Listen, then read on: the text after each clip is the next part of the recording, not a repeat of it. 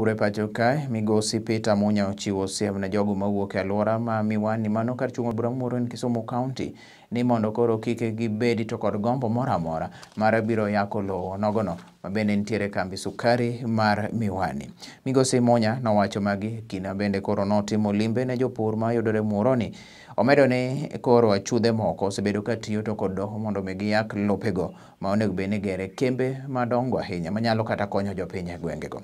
Munya bende noyango ni sekta mar pur ma pacho kae kelo yuto ne jopur matindo maromo gana 400 kaachiel kod medo yuto ne piny owacho malo kaachiel to kod ma counties ma bende niengego nitiere. Lakini pia niwahakikishie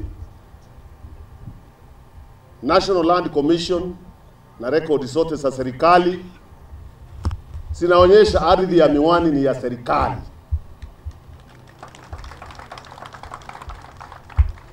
Tunaelewana? Hiyo ardhi ni ya nani? Kwa hivyo mtu asidhubutu kujaribu kuichukua. Sidhubutu. Hiyo ni ardhi ya wananchi wa eneo hili, lazima wasaidike na hiyo ardhi. Lazima wasaidike na hiyo ardhi. Haijauzwa na mtu, haijanunuliwa na mtu. Na hatuna shida na mtu yeyote. Lakini hatutakubali watu wanyakue ardhi ya watu wa eneo hili. Koti isitumike kunyang'anya watu mali yao. Mumelishikia? Basi hiyo tumemaliza, tutaki kuendelea zaidi ya hiyo. Mimi naambia yeyote anajaribu hiyo akome, awache hiyo mchezo. Kwa hivyo yule mtu tunashunga zaidi kwa kilimo, yule tunaita primary stakeholder ambaye ni mkulima. Kwa sababu kama hakuna mkulima, factory itakuwa ikisiaga nini? Kuna kitu itakuwa ikisiaga. Lazima mkulima alime ndio factory ipate hiyo raw material ya kufanya hiyo. Kwa hivyo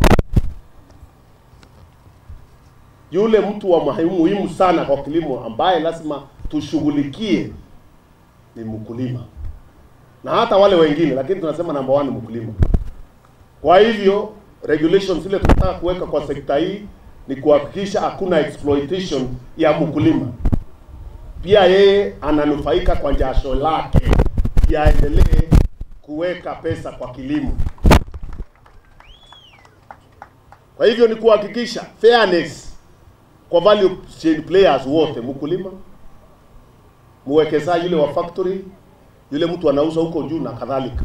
Nimeeleza mambo ya value addition, sitaki kurudia.